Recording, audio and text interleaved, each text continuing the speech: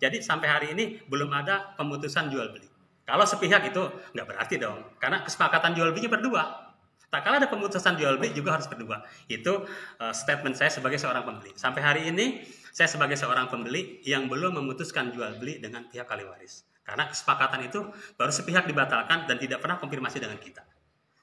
Tanggal jatuh temponya kita bayar tanggal 15 Agustus. Tapi sebelum 15 Agustus mereka sudah memberi somasi, memutuskan sepihak jual beli dengan kita tanpa adanya konfirmasi secara musyawarah. Kan Pak Said sendiri jadi dua posisi ya. Dua kapasitas. Saya dua kapasitas. Yang pertama saya sebagai seorang pembeli yang berharap ada solusi yang terbaik. Kalau memang ahli waris kita mau jual dengan yang silakan. Kita tidak pernah melarang loh hak mereka dijual.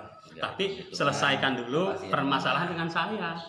Jadi kalau ada pembeli pun tidak dia terkait sebagai seorang pembeli, terkaitan saya dengan seorang kepala desa, kapasitas saya. Kalau sampai hari ini mereka bawa pembeli, saya masih seorang pembeli loh, belum ada pemutusan. Kita kan pengen musyawarah duduk bersama. Dari uang saya yang sudah masuk berapa meter saya mau dikasih, karena tanahnya jual pun saya sudah jual kepada orang lain dengan kesepakatan tadi. Dasarnya saya tidak akan menjual tanah orang tanpa dasar, tanpa ada kesepakatan terlebih dahulu, tanpa ada pembayaran awal. Dengan adanya kesepakatan jual beli, kesepakatan harga dan pembayaran di muka, kami sebagai seorang pembeli punya hak dong untuk menawarkan. Pernah nggak ada kejanggalan dalam arti Bapak menyicilnya sesuka hati atau tidak terjadwal, atau angka-angkanya juga kadang-kadang Iya, memang kita tidak terjadwal, tidak sesuka hati Pak, karena memang kita juga tanahnya belum terjual Pak. Sampai hari ini dipasang plang utuh Pak. Kita jaga plangnya. Sudah lama plangnya. 1 bulan ada ya? 1 bulannya, karena kita juga ada permasalahan kita selesaikan. Tapi ya kalau yang sudah ditempatin, yang punya hak orang, harusnya kan ada klarifikasi dulu. Kalau yang lain jangan dipasang dulu, karena mereka pasang plang kita biarkan. Toh kemarin ada pengembang yang sudah bangun rumah, kita selesaikan, kita kembalikan uangnya. Karena memang atas dasar somasi, seharusnya kan ada konfirmasi sebelumnya dengan kita.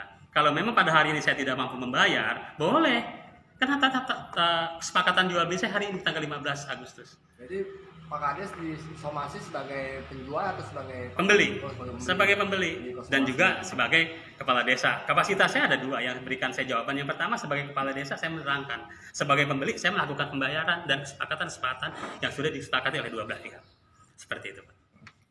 Menurut Pak Kadus sendiri, Pak Kadus kan termasuk pelaku peristiwa dalam hal ini dengan Pak. Banyak mengetahui lah. Saya mengetahui. Apa masukan dari Pak Kadus? Kalau saya izin untuk saran kedua belah pihak, pertama pimpinan kita Pak Saim Saputra SS selaku kepala desa dan kapasitasnya juga betul selaku pembeli lokasi ahli waris tanah Pak almarhum Suroso.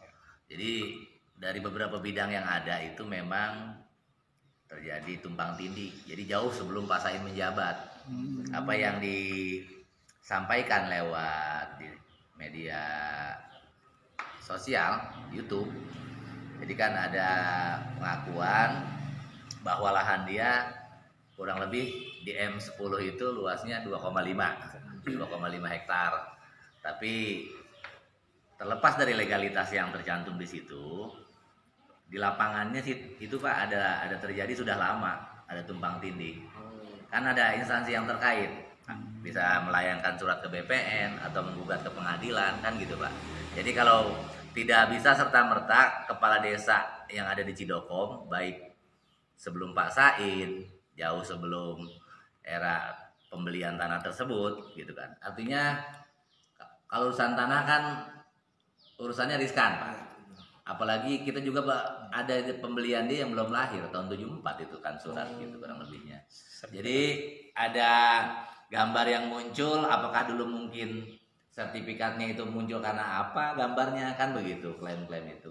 Jadi saya kira agar lebih arif lah bahasa penyampaiannya dari ahli waris ini kan bisa mengutarakan itu atau menggugat itu ke instansi yang terkait. Dalam hal ini kan yang mengeluarkan produk sertifikat itu BPN.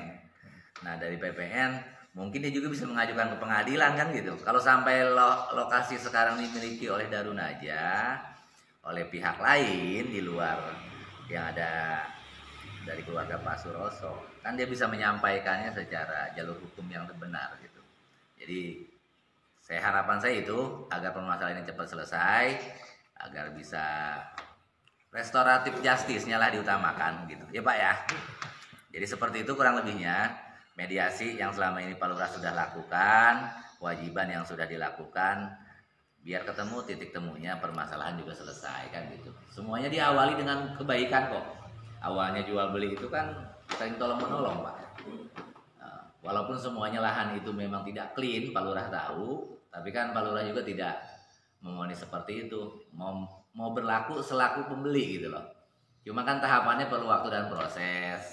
Ya itulah yang perlu dipertimbangkan oleh keluarganya almarhum Pak Suroso dalam hal ini kan begitu. Ada langkah-langkah yang mediasi secara kekeluargaan tanpa mengurangi dari hak-hak mereka kan begitu.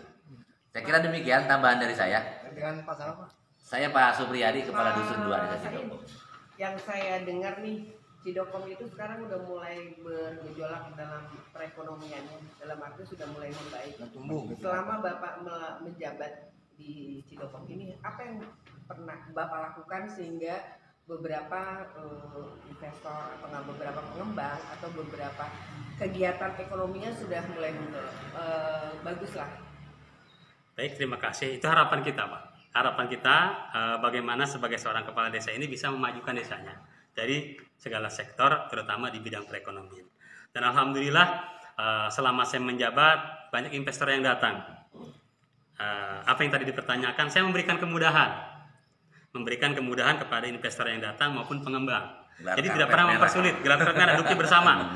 Itu saya tidak pernah mendahulukan materi.